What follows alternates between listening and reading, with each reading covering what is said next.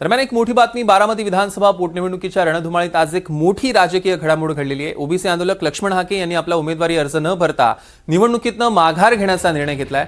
महायुतीच्या नेत्यांनी आणि विशेषतः दत्तात्रय भरणे यांनी केलेल्या यशस्वी मध्यस्थीमुळे हाके यांनी सुनेत्रा पवार यांना पाठिंबा जाहीर केल्याचं समजतंय। यामुळे बारामतीतली लढत आता थेट सुनेत्रा पवार विरुद्ध काँग्रेसचे आकाश मोरे अशी होणार आहे। याबाबतच लक्ष्मण हाके यांच्याशी संवाद साधलाय एनडीटीव्ही मराठीचे प्रतिनिधी देविदास राखुंडे यांनी। बघूया। बारामतीच्या पोटनिवडणुकीतून ओबीसी नेते लक्ष्मण हाके यांनी माघार घेतलेली आहे। खरं तर कालपर्यंत लक्ष्मण हाके बारामतीची पोटनिवडणूक लढण्यावरती ठाम होते। गेले 1 महिना झालं संपूर्ण महाराष्ट्राचं लक्ष बारामतीच्या या विधानसभेच्या पोटनिवडणुकीकडे लागलेलं आहे। आज अचानक लक्ष्मण हाके यांनी मी या निवडणुकीतून माघार घेतोय असं प्रसार माध्यमांना सांगितलं। लक्ष्मण हाके माझ्याबरोबर आहेत। काय घडलं? महिना झालं गाव दौरे करताय, बारामती पिंजून काढली आहे, शेवटच्या क्षणापर्यंत निवडणूक लढण्यावर ठाम होता। आज पत्रकार परिषदेत घेत तुम्ही स्पष्ट केलं की मी निवडणुकीतून माघार घेतोय। मी जे फिरलो त्याने मला बारामतीच्या समस्या कळल्या, प्रश्न कळले। बारामतीचा विकास जो देशाला दिसतो, विकास झालाय का तर झालाय, पण तो समतोल नाही झाला, असमतोल झाला।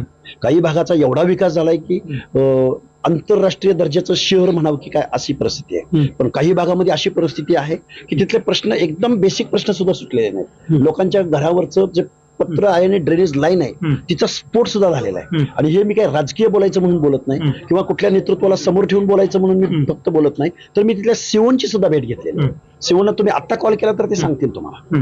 प्रश्न असे आहेत, मग हे प्रश्न बारामतीत सुद्धा असू शकतात हे मला लोकांमध्ये फिरलो त्याच वेळी कळले ना।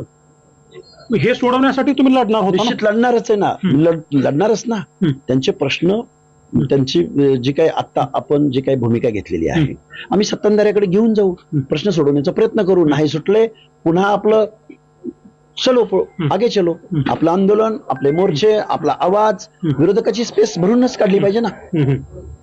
गेले 1 महिनाभर वाटत होतं की बारामतीची निवडणूक काहीही केलं तर लक्ष्मण हाके लढतील आणि लढतील, मग रात्रीत येऊटन का? हे बघा, एक महिला उपमुख्यमंत्री महाराष्ट्राच्या पदावर बसलेली, ती पवार कुटुंबियातली किंवा दादांच्या पत्नी आहेत, हा प्रश्न 2 मिनिटं आपण बाजूला ठेवू।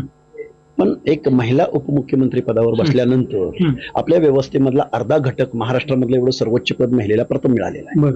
आणि हा जो काही विषय आहे आणि त्यांचा एक रिक्वेस्ट कॉल हा माझ्यासाठी विचार करणारा होता। आणि निवडणुका अनेक आहेत ना, आंदोलन, सरकार, प्रश्न, ह्या गोष्टी चालूच राहणार आहेत आणि लोकशाहीमध्ये तशी व्यवस्थाच आहे। तुम्ही जसं म्हणता त्यांचा एक कॉल माझ्यासाठी विचार करणारा होता, असं काय बोलल्या सुनेत्रा पवार?